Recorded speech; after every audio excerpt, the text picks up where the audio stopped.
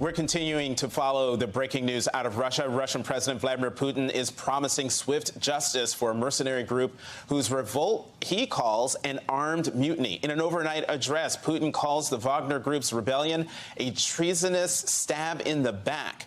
The Wagner group's leader claims he and his fighters have taken control of a southern Russian city where the headquarters for the war on Ukraine are based. NBC News is working to verify these claims. We'll follow this breaking story all morning right here on MSNBC. But joining me now for more analysis is retired U.S. Army Lieutenant General Steph Twitty, former Deputy Commander of U.S. European Command. Lieutenant General, thank you very much for coming to the show. How serious of a threat is President Putin facing here? Yeah, this could be a very serious threat, particularly if Prigozhin starts to get a groundswell of support from Russian civilians. Then you're dealing with a civil war, and then this makes it a war for Putin on two fronts. So this is the worst disaster for Putin if this groundswell occurs. The other thing is this provides an opportunity for the Ukrainians to drive a wedge here and use this to their advantage during the war. Putin's mind now is on his own internal conflict. And so this provides an area where the Ukrainians can take advantage of if they could move out and see some opportunities here. All right, I want to talk about the Ukraine aspect of this internal rebellion in Russia in a moment, but let's stick with what's going on in Russia. Does Prigozhin, the leader of the Wagner group, have the resources to actually follow through on his threat to move from the southern city that he says he's occupying to Moscow as he's threatened? Absolutely he does. If you remember, and I want you to think about this, he's the only force that's been successful in Ukraine.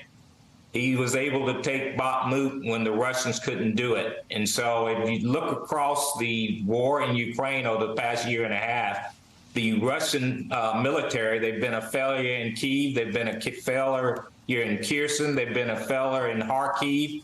And so Prigozhin has had some success with the Wagner group.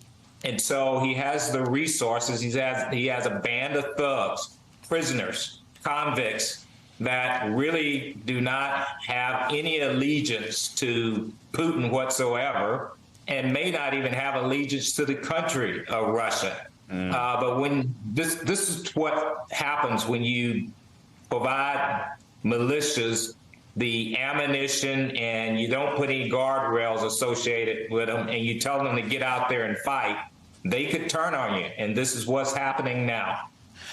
And Lieutenant General, the other thing, and correct me if I'm wrong, that we should keep in mind in terms of the resources of the Wagner group, it's not that just that they've been hired by Putin to basically fight his war and do so more successfully than his own troops, but that Prigozhin, the head of the Wagner group, is wildly wealthy. He can finance this rebellion on his own. Am I right in thinking that?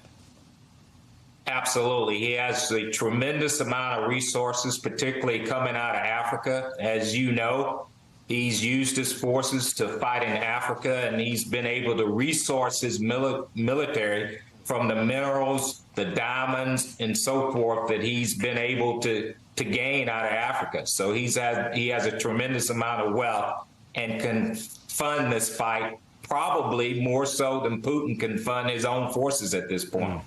One more question on the Russia aspect of this. What does this internal rebellion say about Putin's grip on power in Russia?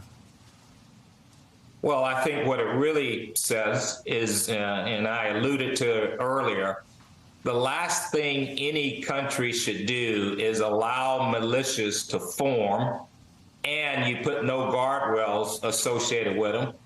Prigozhin has had free rein throughout this particular war. He's been able to say what he wants to say. He's been able to do what he wants to say.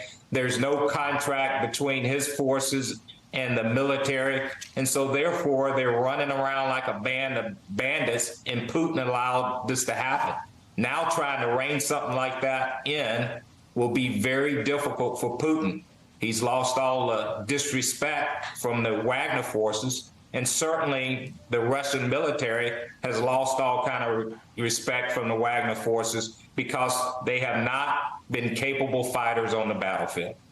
And you see on the screen there on the left, Russian President Vladimir Putin. On the right, the head of the Wagner group, Yevgeny Prigozhin. So, Lieutenant General, what sort of impact could all of this have on what's happening in the ground in Ukraine?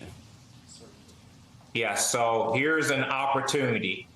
How the Ukrainians taken advantage of this opportunity, we shall see. But this is a huge distraction on the Russian military. Now they're going to have to move forces from various locations to be able to thwart the Wagner group, which provides an opportunity and may soften up some areas for the Ukrainians to exploit. The other thing is, and I talked about it early, now this provides a two-front war. A war in Ukraine and a war within in Russia, which will be a huge distraction. So I would say that the Ukrainians are probably looking at this now and trying to figure out how they can exploit this. As we see in the breaking news banner there, it says Ukraine signals counteroffensive is making progress. And this is all happening just as Ukrainian President Volodymyr Zelensky has kicked off what has been the long-anticipated spring counteroffensive. It's days, maybe even a week or so in progress. Can you talk to us about what that counteroffensive looks like? And again, how what's happening internally in Russia impacts that counteroffensive?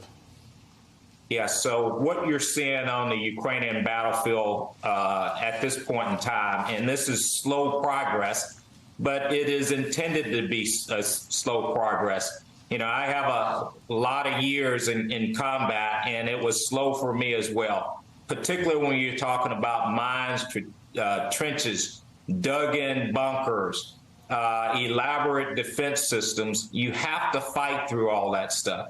And the Ukrainians have been fighting the frontline forces at this particular point, trying to break through that massive defense of the Russians. They're trying to find the vulnerabilities. So that's why this war has been so slow.